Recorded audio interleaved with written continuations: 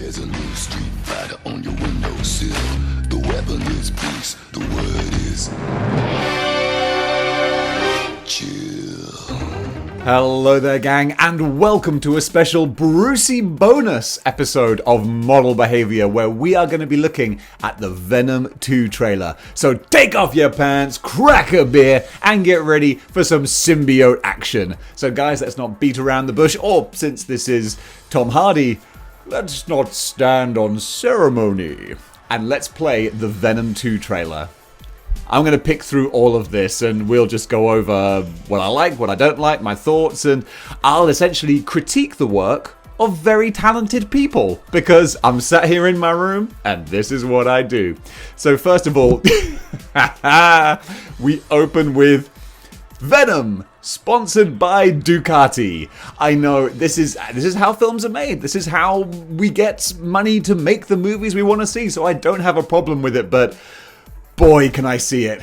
I can see it so hard. It's like Neo in the Matrix. I can see the code now, and I can't unsee it. So I find Marvel movies in particular, every time a beautiful new Audi pulls into shot, and it's a beautiful, perfect side profile, or the car drives up and you see the logo right there, it's like, come on guys, I know what you're doing. I know it's part of the game, but it's so in your face. I can't unsee it. It is what it is. Oh, I hate that Venom voice. I noticed it with the first movie. I don't know why they came up with this voice, whose decision it was. We should be out there, snacking on bad guys. Come on, Eddie, let me feed. I sound like Admiral Akbar. Eddie, it's a trap! It's like, oh, really? You couldn't have come up with something a little bit better? I'm sure that someone likes it somewhere, but I feel like when we were first introduced to the Venom symbiote, like way back, like 25, 30 years ago, God, I'm old, there was no inner monologue. It was just Eddie, and that's fine. But then later we did get the symbiote talking, but I always felt like the symbiote is sort of sleek and moves like a cat. It's liquid. It's kind of stealthy and almost feminine. Where is this? This is just going for comedy. And it's going for bad comedy. I mean, that's the problem. The Venom first movie couldn't really marry the comedy with the intensity, and I don't think, judging by this trailer, it does a good job with this one either. Venom looks cool, at least. He still looks cool.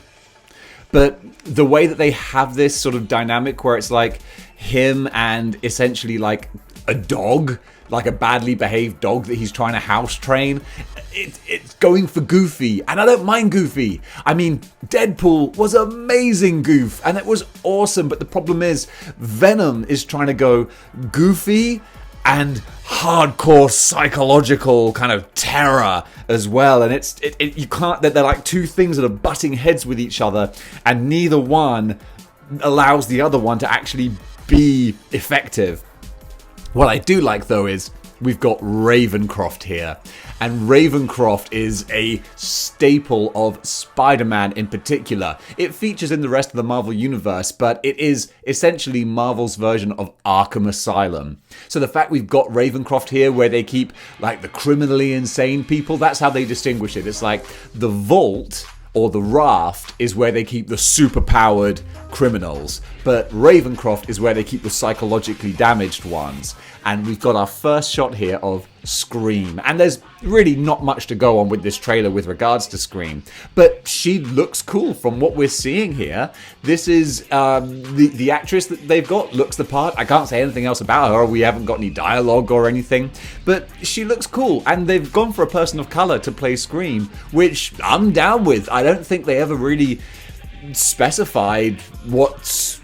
Sorry, I keep saying Scream, and that's probably going to happen a lot. It's Shriek. I know it's Shriek, but I mean, come on, she's screaming. It makes sense, but no, I know it's Shriek. And in the comics, she is just porcelain white.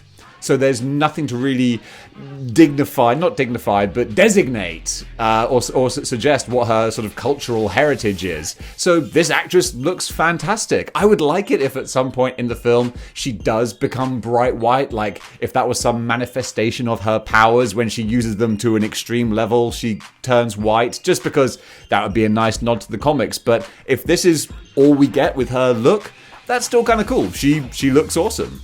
well, awesome. I mean, come on, she looks like a human being, but she looks like a cool human being with sound powers coming out of her mouth. Very X-Men-ish. And that's something else with this film and the previous film, because I said X-Men, and you see, I have a real problem with the color palette, or the lack thereof. Everything is so grey. It feels like those awful tween sort of movies from the mid-2000s, like Hunger Games and Maze Runner, and of course the first couple of X-Men films where everything was just grey or metallic and cold and bleak. It was just a depressing look. And that's also a problem when you're trying to go for goofy comedy, but a grey, depressing colour palette. It's just an unpleasant watch, and that's what I was kind of getting from this, which is a shame.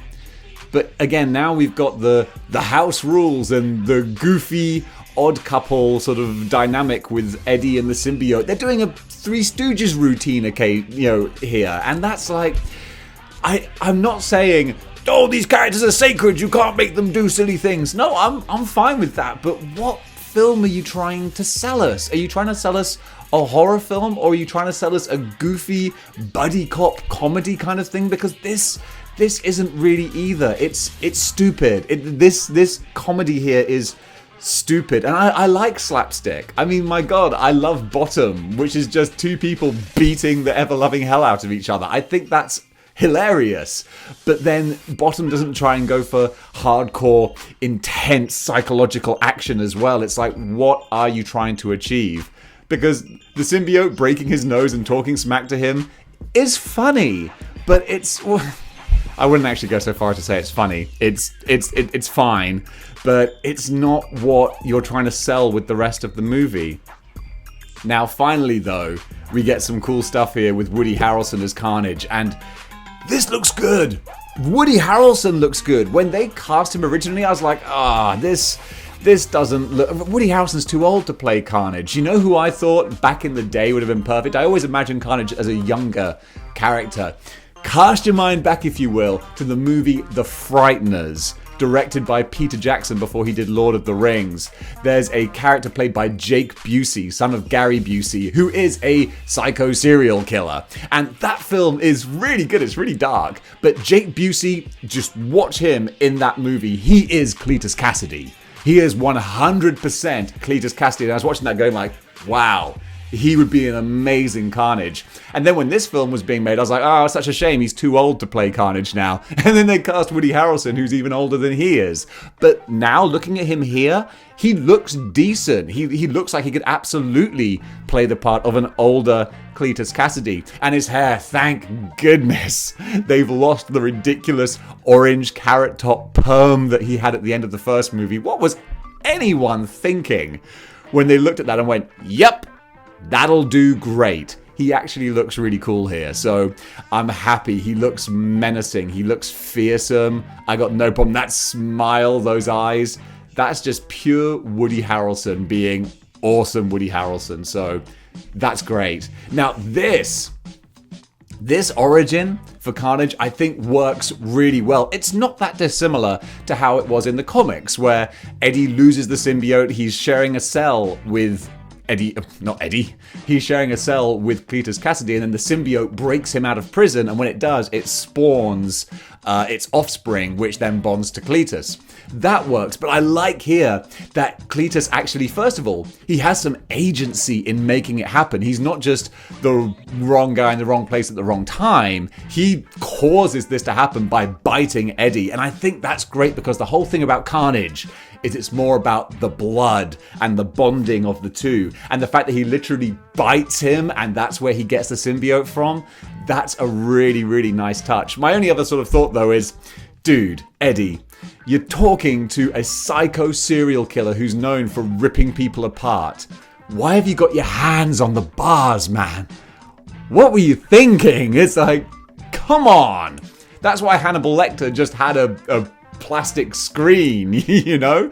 I'm guessing that maybe they're going to have a bit where Cletus goads him, he antagonizes him, and Eddie's like, oh, I'm going to get you! At which point he can bite him. That would make sense. But still, I think that's kind of cool how they go about doing that. And also, I really like the line he has coming up here about like, I've tasted blood before and that ain't blood. It's like, that's pretty cool. I dig that. Oh, look, it's the Ducati again. Those bikes do look pretty cool. And that eye effect, that looked freaky and weird. I like that. I like where it's going. It looks horrific. It looks scary. That whole camera, the whole sort of camera effect, it's a bit Saw, isn't it? It's a bit 13 Ghosts. It's a bit Event Horizon. It's a bit 20 years ago. We've moved on from the edgelord horror movies of the early 2000s. But also, that's where this aesthetic seems to come from. Like I was talking about with the bleak grey color palette. That's so mid-2000s horror, and we need to get away from that because it wasn't a good time. But still, at least here... Oh, this is the money shot! This is the money shot of the trailer. The symbiote not coming out and wrapping around Cletus, but literally morphing him and mutating into Carnage.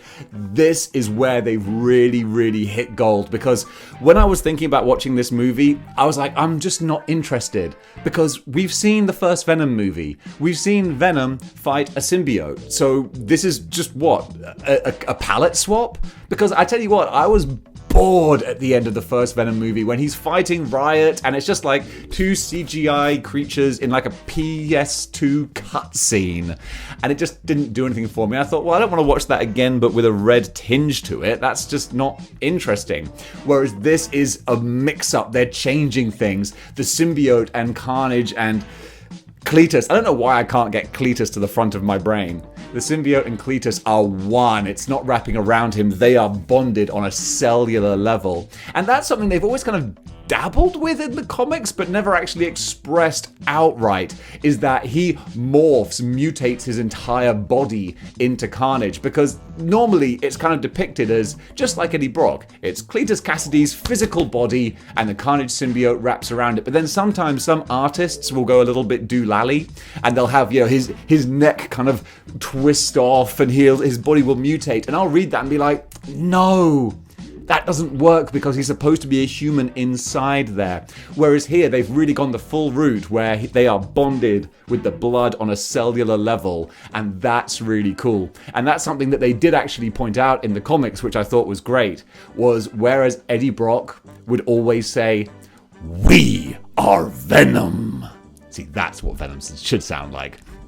Yeah, Eddie is like, "We work together, we are Venom." Whereas Carnage would never say we, he is, "I am Carnage." Cletus and the symbiote are one, bonded together. That's really cool, and I love the fact that they're going that route in the film. So that little morphing effect there, that looks pretty awesome. I'm down with that. All the tendrils and this police prison escape, this looks brutal. The way he opens his body to let the bullets pass through, even though he doesn't need to. That's just a strong flex. Because, let's face it, the bullets aren't going to hurt him. But he's like, oh, by the way, I can do this too. So he's full T-1000. And I'm fine with that because it does make it more interesting. And it looks as though, even though he can move and mutate his body however he wants, it still seems to have sort of bones and physical presence. And that looks cool. The tendrils look cool. This prison escape, it looks hellish and nightmarish. And oh my goodness, this scene with the tongue. Some people are already saying, like, why does Carnage have a tongue? Carnage doesn't have a tongue in the comics. I don't mind. It's just an artistic interpretation. And if he's going to do gnarly, gross body horror type stuff like this, yeah, I'm here for that. That's absolutely fine. It looks really nasty and that's kind of cool. And now we've got Carnage versus the helicopter there, again with the tendrils just smashing through it. Really cool monster movie stuff. This is fun. This looks like fun to watch in a 50s alien B movie type of way. And I also love, they're doing something that comics don't normally do. We can see Cletus Cassidy here wearing Carnage-styled clothes. It's like he's Disney bounding, but as Carnage. So you would imagine, because his body is bonded with the symbiote, these aren't actual clothes. He's just mutated clothes onto his body. So why wouldn't they share the Carnage color scheme with the black and the red? I think that's really cool. Let's see what else we've got here.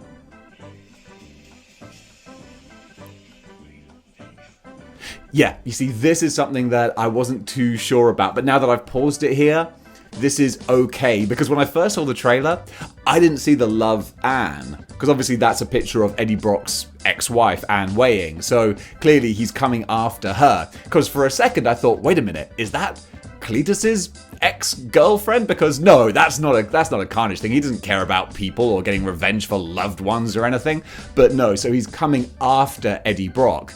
But now the question is, why? Why is he going to be seeking vengeance on Eddie? Eddie didn't put him in prison, I don't think. Unless they didn't mention that. Eddie didn't like find evidence that convicted him, did he? I don't think that's the case. So, but either way, he's angry at Eddie and he's going to come at him. He's going to get to him through Anne. So that adds some stakes, and that's kind of cool. The way we see the symbiote moving, where the tendrils are reaching out and pulling him forwards, that's really cool. That's really freaky. I really, really dig that. So again, the design choices, they're interesting. And we've got this scene here now, which is played for lols. Again, it's played for chuckles, where it seems like the Venom symbiote is scared of Carnage. They have the line where he's like, "It's a red one." As in my imagining here, I get the impression that red symbiotes are something that exists in the symbiote history, and they're obviously bigger, badder, scarier, because the symbiote clearly recognizes that red ones are dangerous and scary and we should leave right now. And that's a fun way of adding the stakes, that the Carnage type of symbiote is a thing that already is known about, and the symbiote's like, I don't want none of this. It's time to go. And I like that dynamic, that the symbiote isn't heroic at all. That's kind of fun.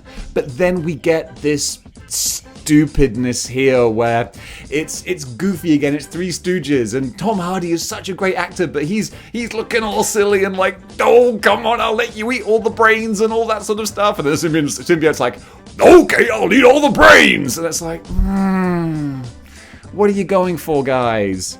Yeah, he's like performance anxiety and playing for chuckles. At least here we get Carnage firing off the darts, the spikes, the spears. That's really cool. That's straight from the comics, where he throws the daggers of symbiote at his opponents. That looks great. This fight in is it a church they're in? I think so. Either way, that looks cool. That looks really nice, and I'm down with that. Back to Scream. Scream, I did it again. Back to Shriek.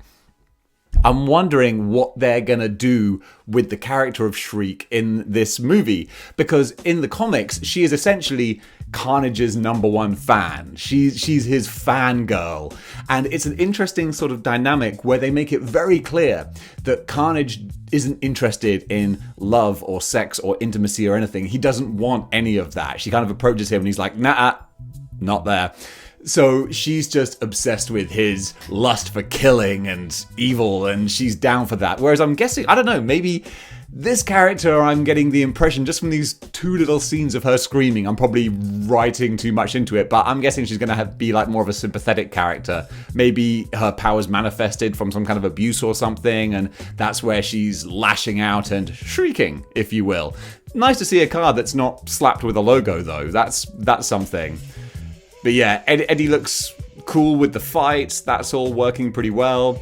And yeah, just the money shots with Carnage. They've done a good job of making Carnage look different. I'm absolutely fine with that.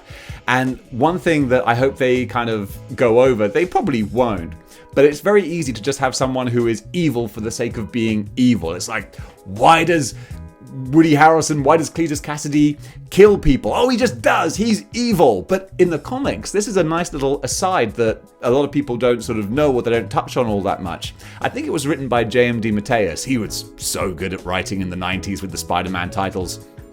The reason Cletus Cassidy kills people is because he is actually terrified of dying. He's terrified of death and his own mortality, and in that regard, he's actually like a real coward. So because he's so afraid of dying, he wants to kill as many people as possible to basically satisfy death. He's got this in his mind where he's like, if I kill enough people, then the Grim Reaper's going to be like, wow, well, you've given me all that I need. I'm not going to take you. That was his original logic. Now things have been retconned slightly with Null and legacies and all that kind of thing. But originally it was Cletus Cassidy is terrified of his own mortality, so he kills as many people as possible to kind of level the scales in his favor. That's kind of cool. And then finally, at the end here, we get a little bit of the romantic sort of, romantic comedy, basically. Which, will it land, will it not? I'm guessing it won't. But at the same time, this little scene here was kind of amusing. I do like that the symbiote tries to bring out his worst tendencies and force his hand on occasion, and that's kind of amusing. This guy in the car looks like a little bitch. But speaking of the car, boy, I suddenly want to buy a mini Metro. Is that a mini Metro? I can't tell. It's a bit hard to tell. What's the badge? Oh, I don't know. I don't care. Either way, it's another obvious little product placement there. You know that they paid extra to get it in the trailer. Clearly. It's how movies are made. I'm not going to gripe about it too much. But folks, those are my thoughts on the Venom 2 trailer. A big improvement on the original one, I think. Is it something I'm excited for? I wouldn't go that far. It's interesting that we had the Morbius trailer a while ago. Remember that film? Maybe we'll see it one day. And that had all those nods to Spider-Man, whereas still there's nothing Spider-Man related here in the slightest, and I don't think there will be. But it looks like something that I will probably enjoy watching and then forget about in T-minus 5 seconds. So, will it prove me wrong? I hope so. My litmus test for films right now is, would I want to go to the cinema to see it? Because for me, living here in the countryside, the nearest cinema is about 45 minutes away.